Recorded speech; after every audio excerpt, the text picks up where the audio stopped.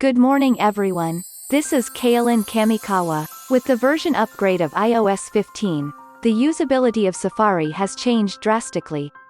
I'm happy just to be able to translate YouTube. Besides that, it is very easy to use in detail. Until now, to watch YouTube I thought that it must be a YouTube app, but I've even begun to wonder, maybe it's better to see it in Safari? Of course, there are good points and bad points. I would like to analyze this time in terms of, how about looking at it comprehensively? Let's go now. 1. With Safari, you can hide ads without entering YouTube Premium.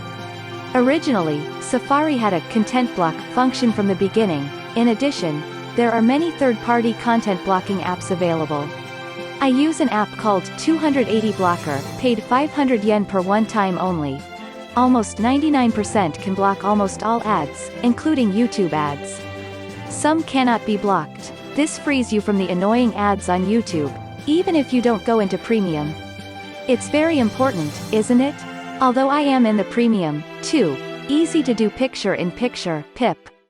You can also use the YouTube app for PIP, during beta testing, and background playback. If you turn this feature on, PIP will automatically turn on when you exit the app. This time I have a hard time turning off PIP. In Safari, you can make it full screen and then make it PIP. When you normally close the app, PIP will not turn on automatically. In other words, you can use this PIP only when you intend. So Safari is much easier to use. 3. Safari makes it easy to copy URLs, titles, descriptions, and comments. You can't even copy it on the YouTube app. With Safari, you can copy titles and comments by specifying a range. Furthermore, with Safari, you can now translate by specifying a range. For YouTube app, I've ever taken a screenshot and loaded it into Google Photos. I converted it into text with OCR and translated it, but the work was a little troublesome. 4. With Safari, you can translate both English subtitles and English comments. With this iOS 15, if it is Safari, you can now translate English subtitles and English comments. But if the YouTube app can't even translate English subtitles, English comments cannot be translated, non-English comments can be translated. 5. YouTube app cannot transfer URLs to other apps. With Safari, you can skip the URL of the video you are watching to the YouTube app. You can open it by skipping it to Edge. This feature is actually very useful. Subtitles other than English cannot be translated in Safari at present, so you can skip to Edge and translate. Flying to Edge has been possible since iOS 15, or in Safari, you can't modify the comments you posted, so if you want to modify the comment, skip to the YouTube app and modify it, you can easily do that. However, the YouTube app cannot translate subtitles, so if you click the Edge icon to skip to Edge and translate subtitles, at that moment, the app freezes and stops working. Because it doesn't work anymore without rebooting, it's very useless.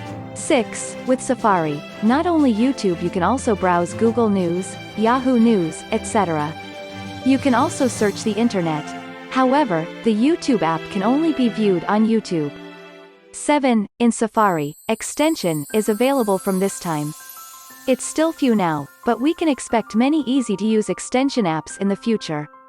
For now, as an interesting extension app, Svadilfari, free. By gesturing on the screen, you can get the URL, close the tab, reload, etc. You can do what you said in one shot, which makes your work easier. B. Noir, 380 yen per once only. You can put all the sites you browse in Safari into dark mode. Moreover, it can be automatically scheduled in conjunction with the iPhone. Until now, in Safari, YouTube videos could be in dark mode, news sites etc. did not go into dark mode. However, this app can put all sites in dark mode, including YouTube. This makes me feel very fresh, and once I use it, I can't stop at www. However, there are some things that Safari cannot do. I cannot be notified of comment replies or modify comment posts. You can't chat, and you can't browse the community section of the channel. Korean and Russian, although Edge can translate, cannot be translated in Safari. So I use YouTube app and Edge for these things, and Safari for others. I think it is necessary to use them properly. Instead of using only one, you can use 3. In my case, I also use apps such as Opera and Brave in addition to these three. No ads, by the way, when I clicked on the YouTube link. How do I open it in Safari instead of the YouTube app? I was worried about this, but for one thing, if you delete the YouTube app, it will open in Safari.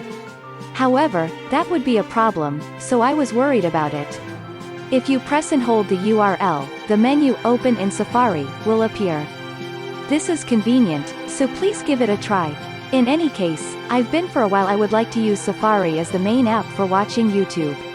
You may change your mind if you can translate subtitles with the YouTube app www. However, Safari still has bugs. When I try to write a comment, a black and thick bar appears at the bottom, which is very disturbing. When I click Hide Toolbar, it disappears, but it disappears. Once you close Safari, it will come out again. I would like to see an improvement in this matter as soon as possible. So, to watch YouTube, I wanted to use Safari, YouTube app, and Edge properly. We want you to have full support for all language translations as soon as possible. That's all.